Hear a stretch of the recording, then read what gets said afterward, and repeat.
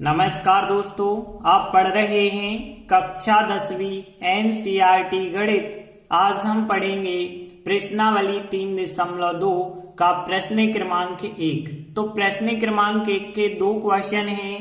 इन दोनों क्वेश्चनों को हम बहुत आसान तरीके से समझाने का प्रयास करेंगे, तो ध्यान से समझना। तो देखिए प्रश्न 1 है, निम्न समस्याओं में देखिए एक सवाल दिया गया है। ये पूरा सवाल कहलाती है एक समस्या। तो इस समस्या में हमें क्या करना है, रैखिक समीकरणों के युग्म बनाना है।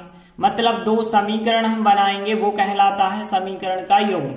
और फिर जो समीकरण बने होंगे उनको हम ग्राफीय विधि से हल करेंगे। तो देखिए समीकरण बनाए कैसे जाते हैं। समीकरण होते हैं x और y के रूप में। तो सबसे पहले सवाल में जो दो चीजें पूछी गई हैं उनको आप x और y मानते हैं। तो देखते हैं सवाल क्या है। कक्षा 10 की हम बात कर रहे हैं। 10 विद्यार्थियों ने गणित की पहेली में भाग लिया।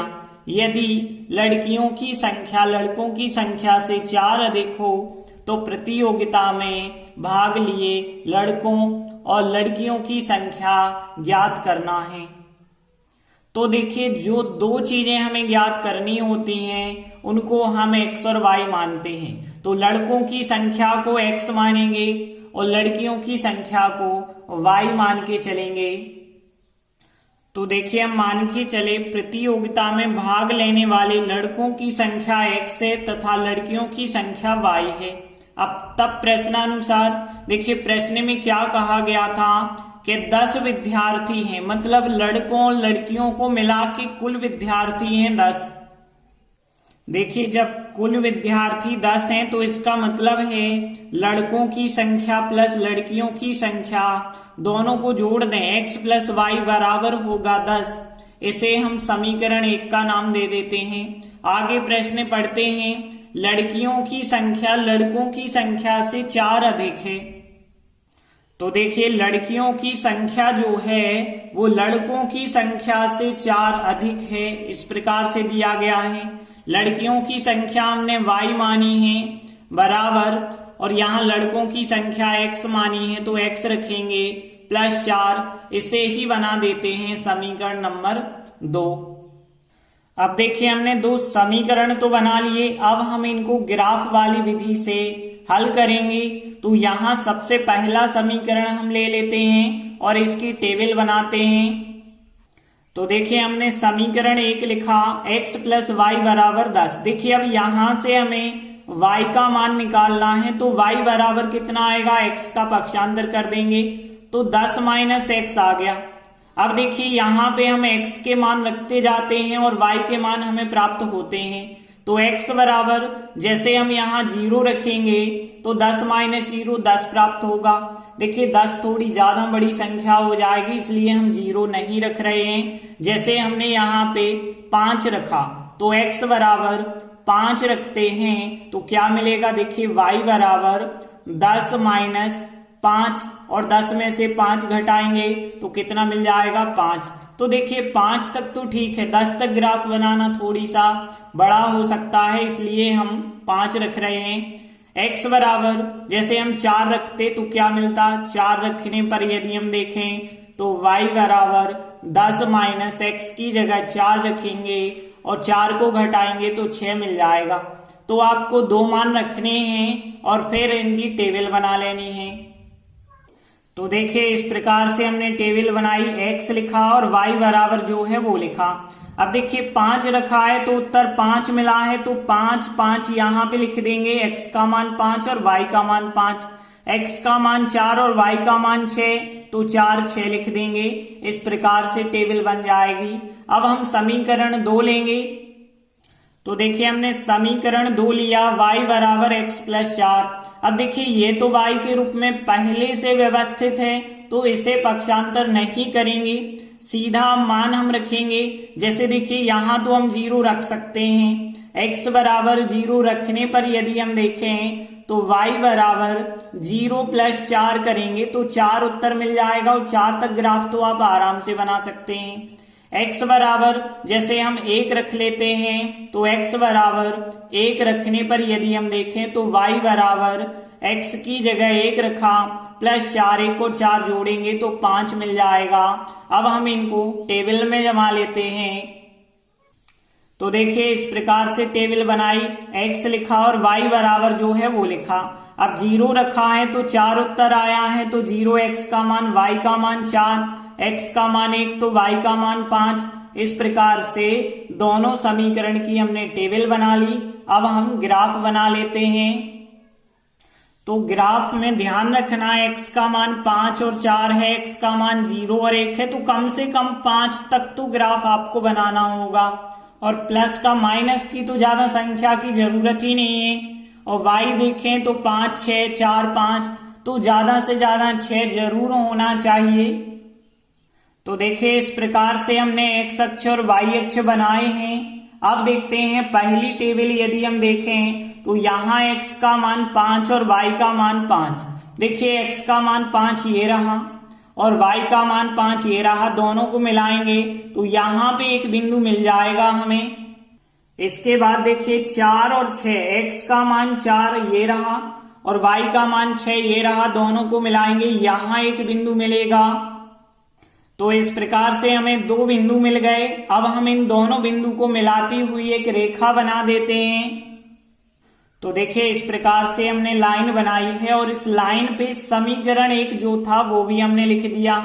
अब देखिए दूसरे समीकरण की टेबल, तो इसमें चाहिए हमें 0 और 4, x का मान 0 ये रहा, y का मान 4 ये रहा, दोनों को मिलाएंगे यहीं पे एक बिंदु बनेगा।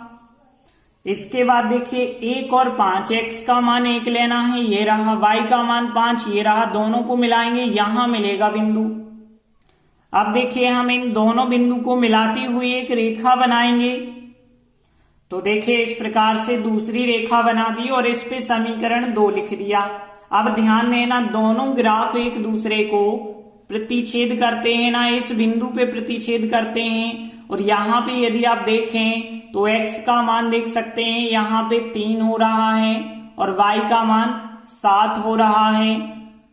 तो हम यही लिखेंगे कि चूंकि दोनों ग्राफ बिंदु 3, 7 पर प्रतिच्छेद करते हैं तो 3, 7 हो जाएगा इस समीकरण युग्म का हल। तो देखिए हमने लिखा चूंकि दोनों ग्राफ बिंदु 3, 7 पर परस्पर प्रतिच्छेद करते हैं, इसलिए जो रैखिक समीकरण युग्म बने हैं मतलब समीकरण 1 और समीकरण 2, उनका हल हो जाएगा 3, 7। x का मान 3 होगा और y का मान जो हो जाएगा वो कितना हो जाएगा 7। तो 3 और 7 हो जाएगा हमारा आंसर। अब देखिए यहाँ पे हमने माना था लड़कों की संख्या x, तो लड़कों की संख्या हो गई 3 और लड़कियों की संख्या y मतलब 7 हो जाएगी। तो देखिए हमने लिखा अतः प्रतियोगिता में भाग लेने वाले लड़कों की संख्या x बराबर 3 है और लड़कियों की संख्या y बराबर 7 है। इस प्रकार से पहले प्रश्न का पहला सवाल कंप्लीट हुआ। इसके बाद सेकंड क्वेश्चन देखते हैं। 5 पेंसिल तथा 7 कलमों का मूल्य 50 रुपए, 7 पेंसिल और 5 कलमों का मूल्य 46 रुपए है, तो एक पेंसिल का मूल्य और एक कलम का मूल्य ज्ञात कीजिए। हमने आपको बताया जो 2 चीजें हमें ज्ञात करनी है, एक को x मान लीजिए और एक को y। तो मान के चलेंगे एक पेंसिल का मूल्य x रुपए है, एक कलम का मूल्य y रुपए है। तो देखिए हम मान के चले एक पेंसिल का मूल्य x रुपए और एक कलम का मूल्य y रुपए। तब प्रश्नानुसार देखिए प्रश्न में कहा गया है 5 पेंसिल तथा 7 कलमों का मूल्य 50 रुपए है। तो हमने लिखा 5 पेंसिल तथा 7 कलमों का मूल्य 50 है। अब देखिए हमने एक पेंसिल का मूल्य माना है 1x, तो 5 पेंसिल का मूल्य हुआ 5x। तथा का मतलब होता है प्लस। एक कलम का मूल्य 1y है तो 7 कलम का मूल्य 7y हुआ, बराबर कितना है 50। इसे बना दिया हमने समीकरण नंबर 1। अब आगे हमने प्रश्न पढ़ा 7 पेंसिल तथा 5 कलमों का मूल्य 46 रुपए है। तो देखिए हमने लिखा 7 पेंसिल तथा 5 कलमों का मूल्य 46 रुपए। अब देखिए जब 5 पेंसिल का मूल्य 5x हुआ तो 7 पेंसिल का 7x होगा, तथा का मतलब होता है प्लस। अब एक कलम का मूल्य 1y है तो 5 कलमों का मूल्य हो जाएगा 5y, और बराबर कितना है 46। इसे बना दीजिए समीकरण नंबर 2। तो देखिए 2 हमने समीकरण बना दिए, अब इनको हम ग्राफ वाली विधि से हल करेंगे। तो पहले हमने समीकरण 1 लेंगे और उसकी टेबल बनाएंगे, फिर दूसरा समीकरण लेंगे उसकी टेबल बनाएंगे। तो देखिए हमने पहला समीकरण लिया, अब यहां से y का मान आप निकालेंगे तो 7y बराबर 50, 5x का पक्षांतर कर देंगे तो 5x माइनस के, फिर हमें y का मान चाहिए तो 7 बटे में आ जाएंगे, तो फिर y बराबर कितना आएगा 50 माइनस 5x बटे में आ गए 7। तो देखिए ये आ गया y का मान। अब यहाँ हमें x का मान रखना है और ऐसा मान रखना है कि ऊपर की संख्या में 7 का भाग चला जाए। तो जैसे हम x बराबर 3 रख के देखते हैं, तो x बराबर यदि आप 3 रखेंगे तो y बराबर 50 माइनस 5, x की जगह पे 3 रखेंगे बटे 7। अब देखिए यहाँ पे 50 और 5 3 15, 50 माइनस हम 15 करेंगे फिर बटे 7, 50 में से 15 घटाएंगे 35 बटे 7, और 7 पौने 35 होता है, 5 बार भाग जाएगा। तो यहाँ पे संख्या कट गई ना, तो ऐसी संख्या रखनी है ताकि संख्या आराम से कट जाए 7 से। अब देखिए हम x बराबर यहाँ पे -4 रखते हैं, तो हमने लिखा x बराबर -4 रखने पर y बराबर 50 फिर 5, x की जगह -4 रख रहे हैं और बटे है 7, और आगे सॉल्व किया तो यहाँ 50 माइनस और माइनस गुणा करते हैं प्लस होता है, 5 4 का गुणा 20 होगा बटे 7, 50 और 20 70 बटे 7, 7 का भाग किया 10 बार चला जाएगा। तो ध्यान रखना है ऐसे मान रखें ताकि संख्या आराम से कट जाए। दोनों मान हमने रखे हैं, तीसरा मान रखने की जरूरत नहीं है। अब हम टेबल बना लेते हैं। तो देखिए हमने लिखा x और y बराबर जो है वो लिखा। अब 3 रखा है तो 5 उत्तर आया है, तो 3x का मान y का मान 5, -4 रखा है तो 10 उत्तर आया है, तो -4x का मान और y का मान 10। समीकरण 1 की तो टेबल बना ली, अब हम समीकरण 2 लेंगे। तो देखिए हमने समीकरण 2 लिया। अब यहां से ध्यान देना हम क्या कर रहे हैं पक्षांतर, तो 5y बराबर 46 माइनस 7x, क्योंकि हमें y एक तरफ करना है बाकी सब दूसरी तरफ करेंगे, और फिर y का मान निकालेंगे तो 5 बटे में आ जाएंगे, तो y बराबर 46 माइनस 7x और बटे में कितना आ जाएगा 5। तो ये रहा y बराबर। अब यहाँ पे हम x का मान रखते जाएंगे और y का मान हमें प्राप्त होगा। तो यहाँ पे देखिए x बराबर हम 3 रखते हैं जैसे, क्योंकि ऐसी संख्याएं रखनी है जो नीचे और ऊपर आपस में कट जाएं। तो x बराबर 3 यदि हम रखेंगे तो y बराबर 46 माइनस 7x की जगह 3 और बटे है 5। अब यहाँ 46 तो 46 ही रहेंगे, 7 3 21 बटे 5, और जब आप घटाएंगे तो यहाँ पे आ जाएंगे 25 और यहाँ पे बटे में 5, 5 का भाग देंगे 5 बार जाएगा, तो यहाँ 5 आ गया y का उत्तर। अब हम x बराबर जैसे रखते हैं माइनस का 2 रखते हैं, तो -2 रखने पर यहाँ पे y बराबर देखें तो 46 माइनस 7 और फिर x की जगह माइनस का 2 रख रहे हैं बटे है 5। तो यहाँ पे देखिए 46 और यहाँ माइनस माइनस प्लस होगा, 7 दूनी 14 हो गए बटे 5, और यदि आप जोड़ेंगे 60 हो गए बटे 5 और 12 पंचे 60। तो x का मान हमने -2 रखा तो y बराबर हमें 12 मिल गया। 2 मान ही आपको रखने हैं और फिर टेबल बना लेनी है। तो देखिए टेबल में x लिखा और y बराबर लिखा। अब 3 रखा है तो 5 उत्तर आया है, और यदि -2 हमने रखा है तो 12 उत्तर आया है। तो देखिए दोनों समीकरणों की टेबल तो हमने बना ली, अब हम टेबल की सहायता से ग्राफ बनाएंगे। लेकिन ध्यान रखेंगे कि x का मान यहाँ 3 है, -4 है, 3 है, -2 है, मतलब धन का भी चाहिए और ऋण का भी चाहिए। लेकिन y देखिए 5, 10, 5, 12, तो y का मान ज्यादा से ज्यादा हमें 12 चाहिए, तो 12 तक तो हमें ग्राफ बनाना ही पड़ेगा y में। तो देखिए इस प्रकार से हम ग्राफ बना लेते हैं। देखिए x अक्ष और ये रहा y अक्ष, और y अक्ष में देखिए हमने यहाँ पे 12 तक कहा था, लेकिन हमने थोड़ी और 13 तक संख्याएं लिखी हैं। अब देखते हैं हम पहले समीकरण की टेबल। तो यहाँ पे देखिए 3 और 5, तो x का मान 3 लेना है, y का मान 5। तो देखिए x का मान 3 ये रहा और y का मान 5 ये रहा, दोनों को मिलाएंगे, यहाँ एक बिंदु मिलेगा। तो एक बिंदु तो ये हो गया। अगला बिंदु -4, 10, तो देखिए x का मान -4 ये रहा, तो -4 तो ये मिल गया, और बाकी y का मान हमें 10 लेना है, 10 ये रहा, दोनों को मिलाएंगे तो यहाँ पे बिंदु आ जाएगा फिर। तो देखिए इस प्रकार से दो बिंदु आ गए। अब हम इन दोनों बिंदु को मिलाती हुई एक रेखा बना देते हैं।